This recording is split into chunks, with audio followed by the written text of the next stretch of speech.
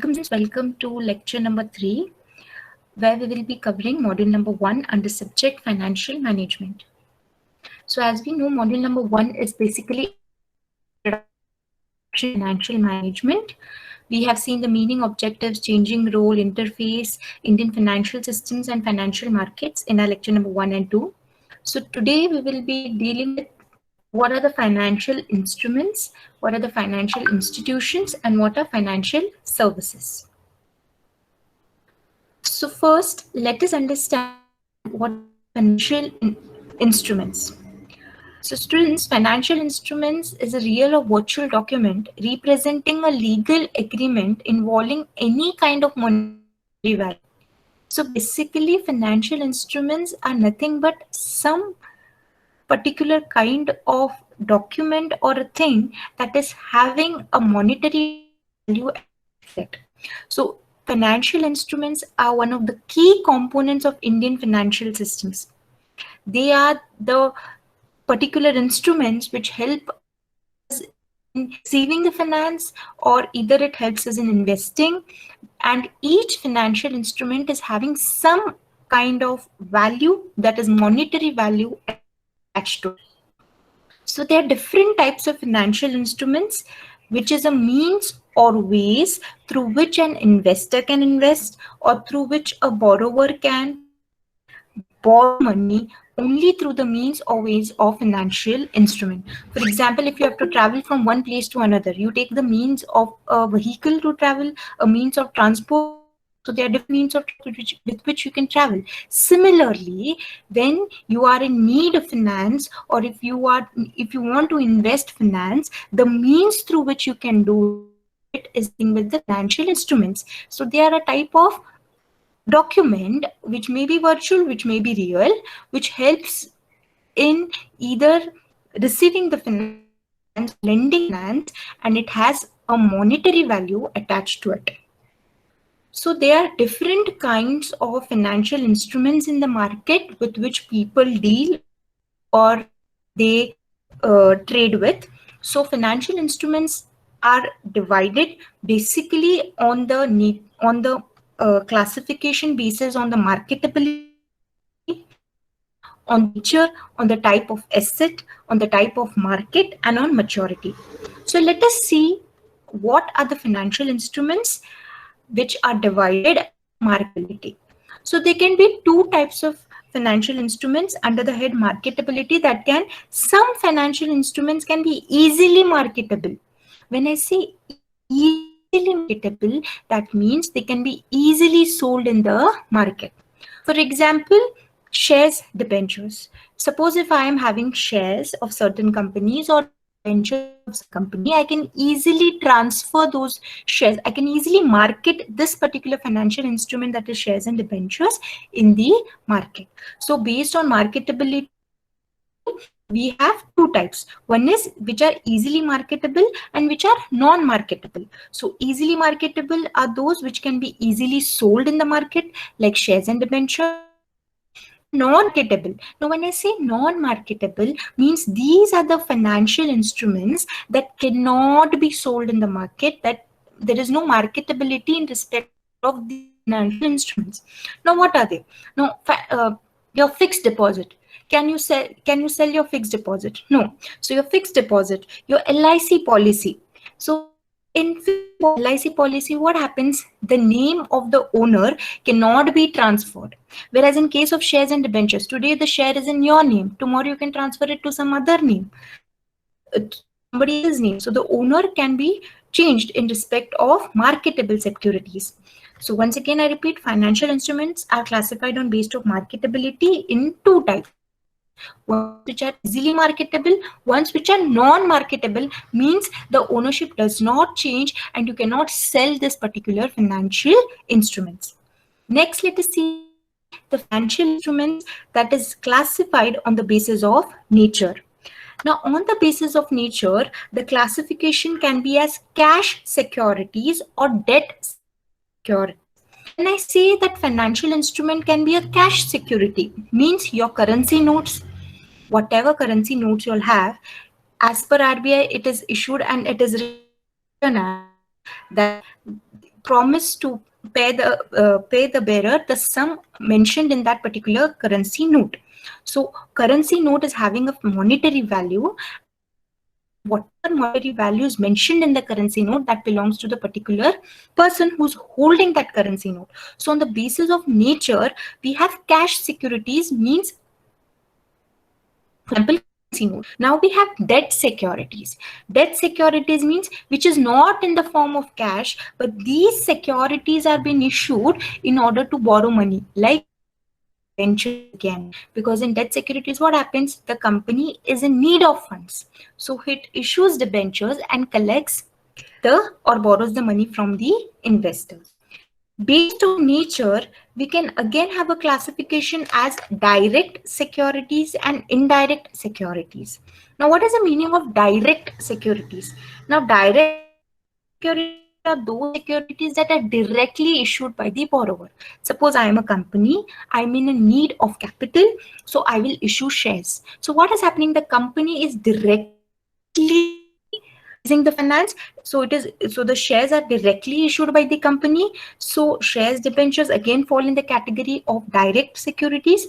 And when I say indirect securities, means those securities which are sold or which are issued with the help of an intermediary. For example, mutual funds, LIC policies, policies, insurance policies, they are usually sold by an intermediaries. Directly company may not approach, but it may approach it may collect finance with the help of intermediaries existing in the financial markets. Next, based on the type of asset, the two financial instruments that can be classified are physical assets and financial assets. Now, what are physical assets? Now, physical assets are those assets which we usually keep for our use, but we don't have intention to earn profit out of it. For example, we invest in our house, we invest in a land, where house is basically we invest not with the intention to earn profit out of it. Similarly, we have financial assets. Financial assets again are those assets which we invest in order to earn profits. For example, again, shares and debentures, calling financial assets. Now, based on the type of market, like in a previous lecture, we have already seen that there are two types of market: capital market and money market. Money market is basically for raising finance for a short-term period of time. Capital market is for a long-term period of time. And in money market, we have seen different money market financial instruments like treasury bills, certificate of deposit, etc. And even in capital market, we have seen different capital market instruments like shares, debentures. So on this type of market, I will not stress more since we have already covered in lecture number 2. Based on maturity. Now, based on maturity also, there is classification of financial instruments like short-term, medium-term, long-term. So short-term securities are those securities that is usually issued for a period of less than 1 year. Medium-term financial instruments are financial instruments that are either borrowed or either they are invested for a period between more than 1 year and less than 5 years. And long-term securities are those securities where the investment is made or the borrowing is made for a period exceeding 5 years. So these are a broad classification of the financial instruments that is based on marketability. You have marketable, non-marketable. Based on nature, you have 4 sub-classifications, that is cash securities, debt securities, direct securities, indirect securities. Based on type of asset, you have physical asset, financial asset. Based on type of market, you have money market instruments, capital market instruments, and based on maturity, you have short-term maturity financial instruments, medium-term maturity financial instruments, and long-term maturity financial instruments. That is, so we have basically dealt and understood what is financial instruments. They are just a means or ways where there is a monetary value attached in order to lend, in order to borrow money, or in order to invest money. Next, let us understand what are financial institutions.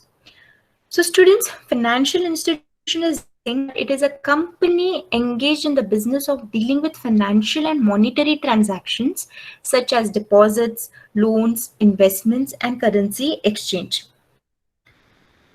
So financial instruments they provide, they are they are institutions that are providing financial help or financial products to the consumers to manage their money. So basically, if financial institutions were not there, people would not know where to save their money, or people would not know from where to borrow the money. So financial institutions are basically helping the consumers and citizens in the country or the people in the country to manage their money. Manage their money means either it helps an individual in order to, if he wants to save the money, they help in saving the money. If they want that the individual should receive the money in the form of loan borrowings, then financial institutions provide financial help to such individuals. Apart from that, financial institution also provides financial services and also advises to the individuals in order to meet their financial goals. So financial institutions overall provides finance to the individuals, whoever is in need. When I say individual, it includes company, uh, persons, individuals, citizens, organizations, business enterprise. So financial institutions basically help in managing the finance, managing the money of such units. And not only managing the money, but they also provide financial services such as consultation services in order to meet the financial goals of any business unit. So let us see what are the different kinds of financial institutions. So the different types of financial institutions that we see is commercial banks, investment banks, insurance companies, and brokerage firms. So let us first understand what are commercial banks. So usually we get to see commercial banks besides us, like we get to see SBI, ICICI Bank, Canara Bank, etc. There are certain examples of commercial banks which we have almost seen nearby our places. So commercial banks are nothing but they are the authorized banks. They are authorized by the RBI to provide a variety of financial services to the individual, to the business unit, to the organizations, to the companies. And which all are the different financial services that they are providing is they provide loans, they help the individual to open their saving account in the bank, they help the business people to open current account in their bank, they help in term deposit, they help in providing fixed deposit facilities, draft, check, collecting the bills, issuing credit and debit cards, paying off the bills, withdrawal of the amount, deposit of the cash, withdrawals from the ATM. So all these services that are provided by the commercial banks are first authorized, and they provide all the basic banking facilities that is required by the individual. So I hope you are clear with what is a commercial banks. So commercial banks in short provides complete financial services to its customers, where the customers can not only deposit their saving amount, but also they can withdraw it, they can get debit card, credit card from it, they can also if they are in the need of loan, they can also apply for loan and get the loan amount. They can also take the facility of check, they can also take the facility of mobile banking, they can also if they are having a business, they can also open a current account, they can make a term deposit with the bank, fixed deposit with the bank. So these all facilities are being provided by the commercial banks. Next we have investment banks. So what are investment bank, students? These banks are basically acting as an intermediary. Now when I say intermediary means between the investor and between the issuer of security, means the company who is in need of capital and the investors who want to invest. So basically investment banks is a link between the investors and the companies. So basic function of investment banks is that they will help the individual or maybe the organization or the company to raise their capital, to raise their finance, and they will not only help them to raise their capital of finance, but also they will provide the financial consultancy services to them. So apart from giving the facility of helping them to raise the finance, they also provide financial consultancy, like in advice or consultancy in respect of any financial matters to the companies. So let me give you an example. What happens is many companies who are newly startup, or they are just issuing their IPO, that is initial public offer. So they require investors to invest in their company. Okay, so basically if they take help of investment banks, these banks will help the company, the new startup company, to get the investors. Or even if they're not helping, even if they're not able to get the investors, they themselves will help the company by providing them certain finance. But for all these facilities that is done by the investment banks, they take certain commission on each share. So investment banks are helping the companies to raise their finance and get them the investors. So the number of investors that they're providing to the companies, behind that they take the commission on each share. Next is insurance companies. So what are insurance companies? So insurance company again are non-banking financial institutions. Why am I saying they're non-banking financial institutions?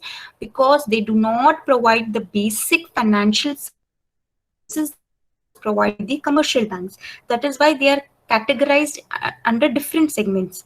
So insurance companies, they are providing insurance facilities either to the individuals, to business units, to the corporations, to the organizations, whereby they are promising to protect the asset against the financial risk, okay, which can be secured through the financial products. It's through the insurance products. So any financial risk associated to any company, the insurance company will make sure that they protect the assets of the company by securing the assets of the company through their insurance products. So in return, the organization, the business unit, or the corporation has to pay premium either monthly, quarterly, yearly to these insurance companies, because they are protecting the assets of the particular company. So in return of this service, what is paid is the premium. Next is we have brokerage firms. Now, what are brokerage firms? Brokerage firms are nothing but again they are the financial institutions, and its main duty is to act as a middleman, where it is connecting the buyer and the seller. And apart from connecting the buyer and seller, it also will facilitate the buying and selling of financial securities between them. So usually the compensation that is received by the brokerage firm will be in the form of commission or fees that is charged upon successful transaction happening. So many a times what happens is when trading in shares, so there is brokerage firms, they help the buyer and seller meet at a particular point, and on the successful transaction happening, they have a commission or a brokerage attached to it. And this is the work of brokerage firm. They just act as an intermediary in getting together the buyer and the seller and facilitating such sale, such transaction between the buyer and the seller. So we have seen what are financial institutions and types of financial institution. Next, let us understand what is financial services. So we know that financial services are broadly classified into asset-based services and fee-based services. Now, what are asset-based services?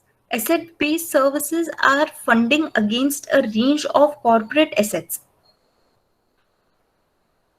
So we have different types of asset-based financial services, which we'll be seeing in the succeeding slide. And there is fee-based financial services. Now, what is fee-based financial services? They do not create funds, but they ensure that the funds are created via their services for which a fee is being charged. So here they are giving the financial services, but against a fee. And here there is a funding against range of corporate assets. So let us just understand in detail what is asset-based financial services and fee-based financial services. So asset or fund-based financial services are of different types, or the different services under fund-based financial services is lease financing, hire purchase, factoring, mutual funds, exchange traded funds, consumer credit, bill discounting, housing finance, venture capital, forfeiting. So let us understand each of this concept. What is lease financing, students? So lease financing is basically falling under your medium term and long term security, or medium term or long term financing services. Now what happens basically in lease financing? There is an owner of an asset and he gives asset for use to another person. Now the person who's the owner of the asset is called lessor, and when he gives his asset to another person for the use, that person who's using the asset is called as the lessee. So when he's giving his asset for use to another person, the other person, because he's using the asset, he is going to pay rental, which is called as lease rental, to the lessor. So under lease financing, what happens? The lessee is given the right to use the asset, but the ownership always is going to lie with the lessor. And at the end of the lease period can usually be for a period of 5 years, for the period of 20 years, for the period of 25 years. At the end of the lease period, whatever the lease period may be, an option is given to the lessee, either to buy the asset, or to either that there is an end of the lease contract. So either asset is returned back to the lessor, or the option is given to the lessee to either purchase the asset, or either the lease agreement can be renewed. So what is basically happening in lease finance? An asset is being given against lease rentals for use without the ownership being transferred. So this is lease financing. Next, hire purchase. Let us understand what is hire purchase. So it is nothing but an installment plan or an installment system. What happens in this? The customer agrees to a contract to acquire an asset by paying an initial installment, and then the balance amount is being paid over a period of time, that is over in installment. And not only the principal amount is paid, along with interest also the remaining amount is paid. For example, you purchase a washing machine on installment, sorry, on hire purchase. So what happens? You make an, suppose the washing machine cost us 30,000. So initially you make a payment of 5,000, and remaining 25,000 you need to pay in installments, or in the hire purchase, that is nothing but an installment plan. So you need to pay the remaining 25,000 in the way of installments. Now this 25,000 will not only consist the principal amount, that is 25,000, plus it may include little interest, since you're delaying and making the payment in installments. So this is hire purchase. This is again a important financial long-term or short-term financial financing services that has been provided to the individual. Next is factoring. Now what is factoring? Many a times what happens, students, in companies, it is very difficult to collect money customer. Many a times the sale happens, that is, there's a credit sale happening in many companies. What happens in credit sale? That is, the product is being sold, but the amount not the amount yet to be received. And when the amount is yet to be received, it is called as accounts receivable or bills receivable. So when the amount is yet to be received, many a time company be in a position to get in touch with all the customers and requesting them to pay the amount back. So they hire a factor. So factor is a third party who will sell all the accounts receivable. That means he will make sure that whatever amount is to be received by the company get amount, and later this factor will collect that amount from the customers of the company. So factoring is basically nothing but a financial transaction, okay, in which business will sell its accounts receivable to a third person called as the factor at a discount. And this factoring financial services is taken business who are in requirement of immediate cash. Next is mutual funds. So again, as I told you, mutual funds is nothing but, again, it is a financial vehicle where many investors will invest in different securities like stocks, bonds, money market instruments, or any other assets. So basically, mutual funds are operated by the fund managers who are professional, who are qualified in respect of that field. And what do? They allocate the fund's asset and invest money in such a way in order to increase the fund value. So mutual fund is nothing but a portfolio, and it is very structured. And what do the fund managers do? They always try to match the investment objectives of the investors with the different financial instruments available in the, by investing in the different financial instruments available in the financial markets. Next is exchange traded funds. So exchange traded funds again is nothing but it is a instrument where the assets are, or where the stocks are being traded. Okay, so they work similar to mutual funds, but exchange traded funds are treated you can say like any other ordinary stock. They are being traded, but they involve collection of the securities, as well as they help in trading, and they help in matching the number of investments with the number of industries, sectors, or different under different categories. So exchange traded funds are again nothing but they are similar to mutual funds, and they are traded like any other stock. Now consumer credit is nothing but, suppose if any person wants to purchase goods on credit, there is a financial service that is given to them, that is a credit card. So credit card is nothing but is a form of consumer credit where the consumer can purchase the goods and services, but against a credit and not on immediate cash basis. Bill discount. Again, bill discounting is a method of trading of bill of exchange. So what happens in bill of exchange? It is nothing but a bill that is being accepted by the person who has to pay the money. Okay, it is having the maturity, it is having the price amount, okay, and the amount at which it can be discounted in the bank. So the discount on the bill of exchange, whatever is mentioned, will be based on the remaining time. Okay, like what is the repayment time will depend, the discount will depend on that. And the maturity also can be done anytime by taking that bill and issuing it in the bank. The bank will provide the amount mentioned in the bill by discounting some money and give the remaining money back to the person who is holding the bill of exchange.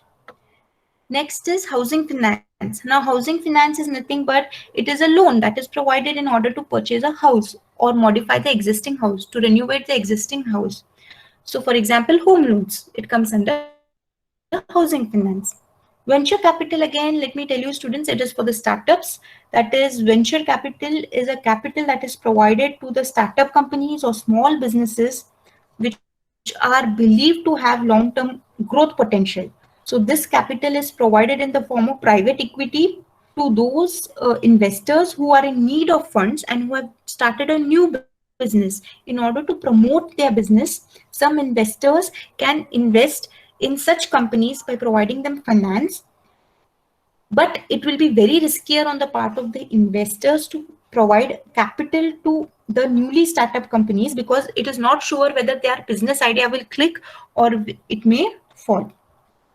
But if the, as you all know, the more riskier project, the higher will be the profits attached to it. Next is forfeiting. Now forfeiting is again same like factoring, but factoring is domestic, forfeiting is in case of exports. So what happens is the exporter who's exporting the goods, he will be in need of, the money. Whenever he's exporting the goods, it is not that the customer will pay the money immediately. So they will, so what does the company do? The exporter, he will appoint a forfeiter, and and this forfeiture will make sure that the amount is being received, okay, and that amount is being received back by the exporter. So let me just explain in detail.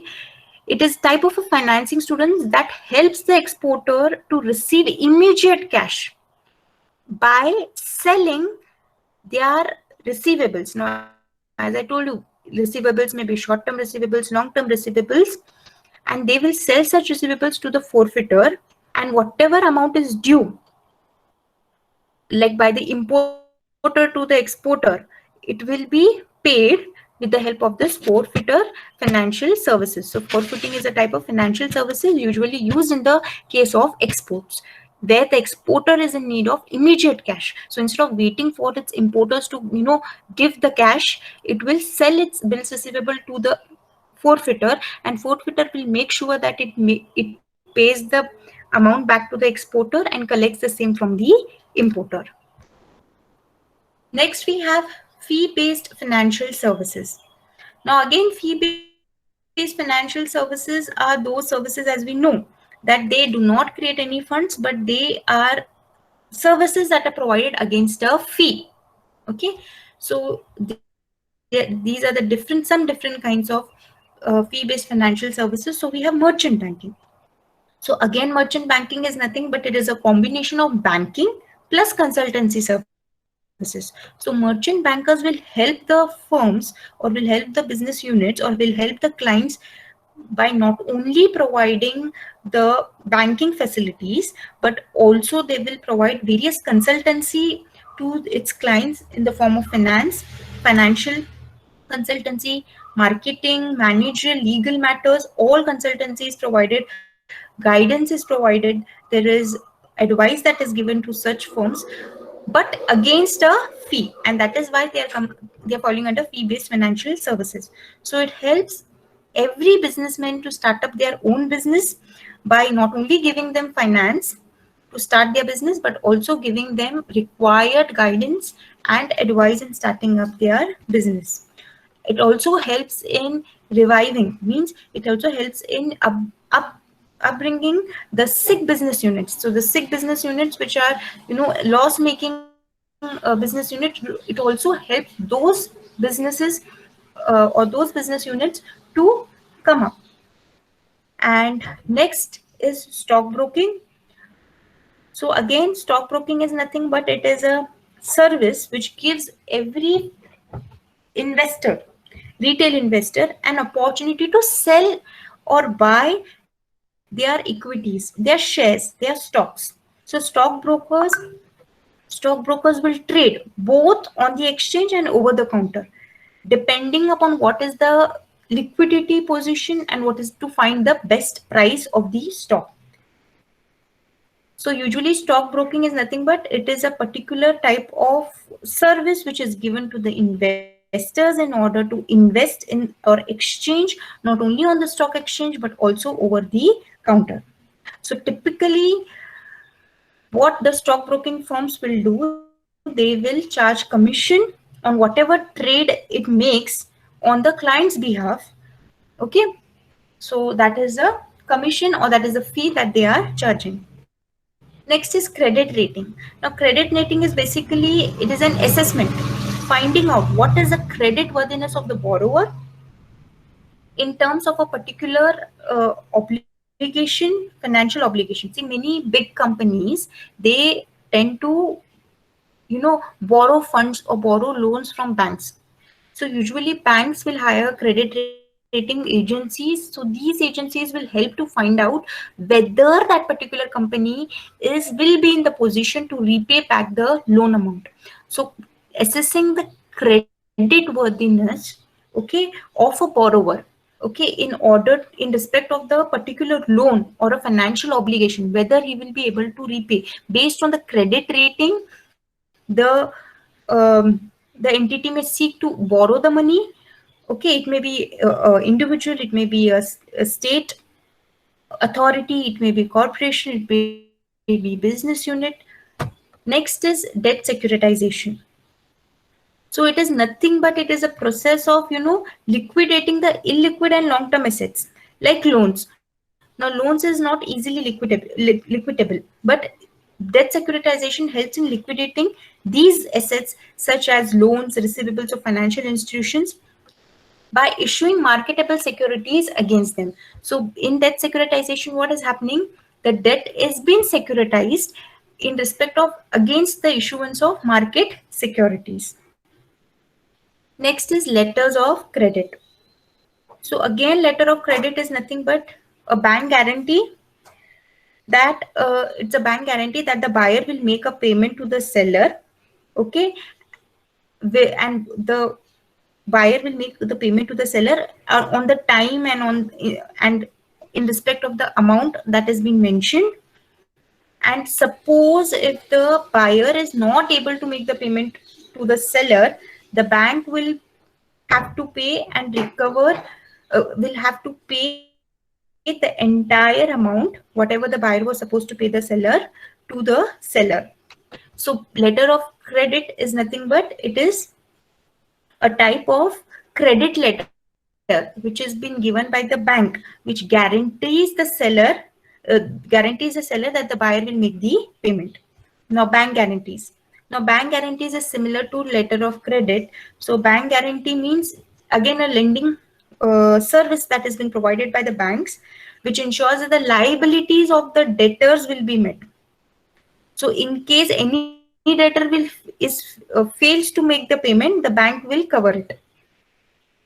So many a times bank guarantees enables the customers to buy any goods, buy machinery, buy equipment, or to make a loan. So bank guarantees are helpful in those situations. Again, bank guarantees will be depending on credit rating of the individual. So these are the fee-based financial services. So thank you so much, students. Today we have seen what are the financial instruments. We have seen what are the financial institutions, and we have seen what are the financial services. Thank you so much.